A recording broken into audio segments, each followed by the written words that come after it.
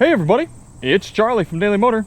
Today we're going to take the BMW X5 45e, or X5 X-Drive 45e, such a silly name.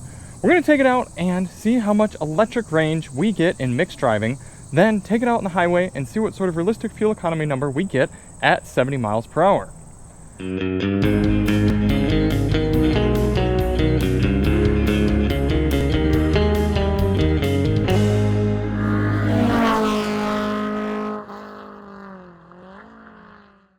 So you can see it's plugged in here in my driveway using the Grizzly charger. This is the same charger that we use day in and day out to charge up our Tesla.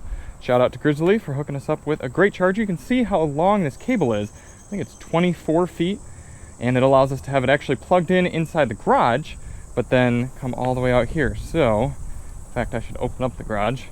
It's a really thick, malleable, pliable material, so even in the cold, it's very flexible. I can move it all around. Unplug this, bring it back inside. Comes with a little holder. We're not really going to use that right now. Got a little Tesla adapter, pop that on there. Then you can plug in the Tesla, let that charge up. You can see the box just kind of sits nice and easy in the garage here. Super nice to have. So if you're looking for a home charging solution, Grizzly makes some great products. Link is in the description. But anyway, the BMW X5 X-Drive 45e. This is the inline 6 paired with a plug-in hybrid powertrain. That means you can do, according to the EPA, about 30 miles of electric-only driving before the gas motor needs to kick in. And if you were to floor the throttle, the gas motor would kick in anyway, give you a little extra power. But we're going to head out on a little sort of mixed driving loop that I have just for plug-in hybrid vehicles to see what sort of numbers you can realistically expect in the real world with the air conditioning running, everything like that. So a few things to note: we do have our tire pressure set, 38 cold in the front, 44 psi in the rear. It's about 80 degrees Fahrenheit outside today. We'll see what it actually reads in the car. And we're gonna have our climate control set at 73 degrees auto. Getting in the car, you can see it says 40 miles right now of electric only range. So definitely higher than predicted from the EPA. Let's fire it up. Now the car is on, still saying 40 miles, but let's fire up our AC, 72 auto, and all of a sudden that falls down to 35 miles. So we'll see what it actually ends up being. Fan's probably gonna blow a little hard for you all here, so you just have to live with that, I suppose. All right, let's go. So the first half of this test is going to be focused on the EV portion, actual EV driving, and then once that runs out, we'll take it out on the highway and do our standard highway fuel economy test just as a normal gas or gas hybrid vehicle. I really like driving the X5. I'm just gonna call it the X5e. I've done about 80 miles on the car, and all of that has been on electricity only. So as you can see, it's plenty powerful enough to get up to speed. I'm actually gonna shift it into electric only mode. Then you can do up to 40% power on battery only. You can see there's plenty of torque. Getting up to speed at a decent clip here, all on electric. You can go up to 90 miles per hour on battery only. So that's gonna drain it out very quick, obviously, dealing with that air resistance, but if you need to do a little bit of highway driving on battery only, you can do it. I think it's just a really useful day-to-day sort of package. We're gonna run this battery dry, doing a mixture of 35, 25, and 55 mile an hour roads. And once we get right near the end of our battery, about a mile left, we'll tune back in and see how far we actually go.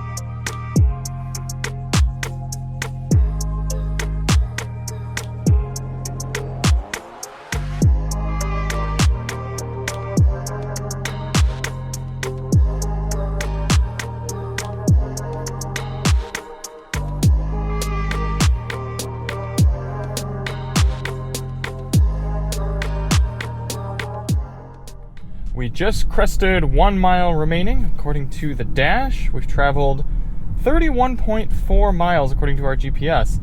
Now, interestingly, that's almost a mile more than what the car's odometer is saying. So just over 30 miles, there's almost a 1 mile discrepancy, which is, that seems pretty bad in my eyes. I mean, that means you're going to have about 3 miles of discrepancy by the time you get to 100 miles. So we'll see if that holds up on our highway fuel economy portion, but still, quite a lot. Either way, I did accidentally set the climate control to 72 when we started, so halfway through the test I switched it to 74. The car still seems to have all the power that it did at the beginning of the electric driving portion. Pull out onto this road here, I'll show you. Oh, that guy's turning, thanks for the signal.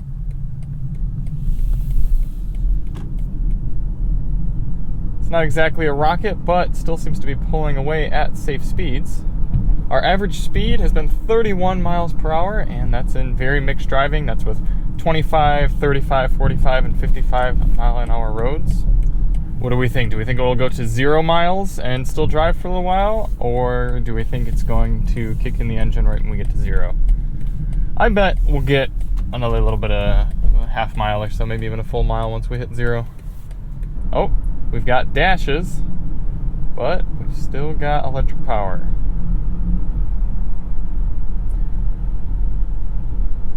There we go, gas engine just kicked in at 32.5 miles. So a little bit above EPA, but a little bit below what the car estimated right when we started. It said we'd have 35 miles even with the air conditioning running, and we only made it 32.5. Still a fairly reasonable number for a plug-in hybrid here in 2021, especially one of this size. For a lot of people, that would be a two-way commute, or if that's only a one-way commute for you, then you could maybe plug in at work. Even with 110, I think you'd still get a full charge. I'd have to look at BMW's power figures, but I would assume 8 hours would be enough to charge back up. So let's head on over to the gas station and start the normal gas-powered portion of the highway fuel economy test. Here we are at the pump next day for the highway gas portion of the test. We have 0 miles of battery range. We are ready to go. Same stipulations. We're going to have the climate control at 73 degrees auto. We're going to do 50 miles out and 50 miles back, averaging 70 miles per hour. We're going to come back to this pump, fill up at the same pump, using the same 3-click fueling method when we get back. Tire pressures are still set. Odometer's reset, and we're ready to roll. Of the different drive modes, including sport, hybrid, electric, and adaptive, we're going to do the test in hybrid mode. We're going to head nice and easy over to the highway. It's about half a mile away.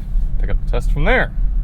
And just as with the electric portion of this test, we're not trying to get the best fuel economy possible, but rather find a realistic fuel economy number if you're cruising along at 70 miles per hour. So in order to do that, we're going to get up to highway speeds here at a reasonable pace and set our cruise control at a GPS indicated 73 miles per hour. As we near that 70 mile per hour average for the whole test, we might dial that back 1 or 2 miles per hour, but that should allow us to average 70 over the whole 100 miles.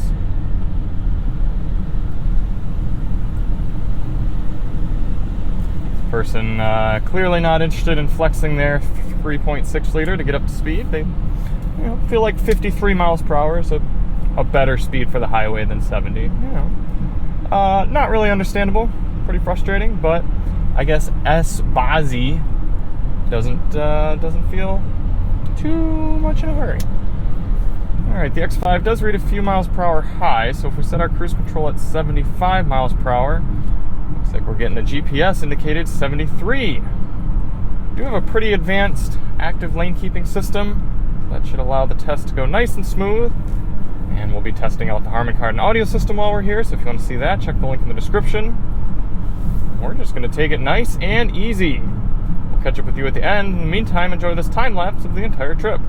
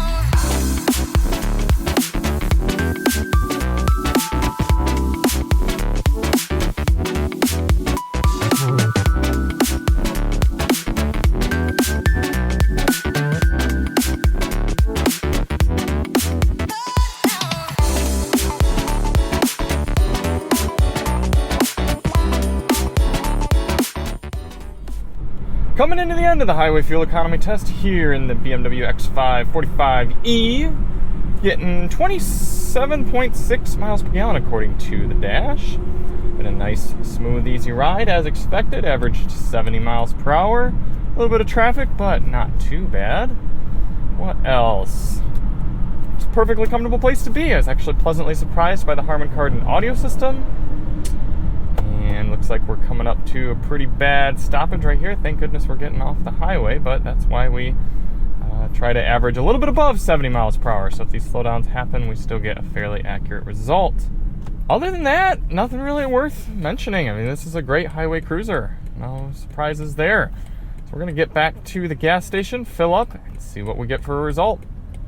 3.837 gallons going in. 108.4 divided by 3.837 is giving us 28.3 miles per gallon. So rounding down to 28. Fairly accurate with what the dash said, 27.7. And quite a bit above this car's EPA estimate of 22. Now, interestingly, the EPA estimates 22 highway miles per gallon for this trim, but 25, is it 25? Yeah, 25 miles per gallon for the all-wheel drive, just base 6-cylinder turbo. So you are dealing with a little extra weight, but I bet you both of those models would exceed their EPA averages. We do have an 18.2 gallon fuel tank on here, so 28 times 18.2 is giving us 500 miles on a tank of fuel at 70 miles per hour here in the X5 xDrive 45e. So definitely an efficient vehicle for this size. Yeah, if you're doing a ton of highway cruising, you'd probably benefit more from just getting the base 6-cylinder, but if you're integrating a lot of city driving in there, you're going to do really well with this plug-in hybrid. And as Christopher mentioned, you can get a $7,500 tax credit here in the US by buying this model. So it actually comes out to be cheaper than getting the non-hybrid. Thank you all so much for watching. If you want to see more on the X5, check the links in the description, and we'll see you on the next one. I'm Charlie from Daily Motor, and as always, drive on.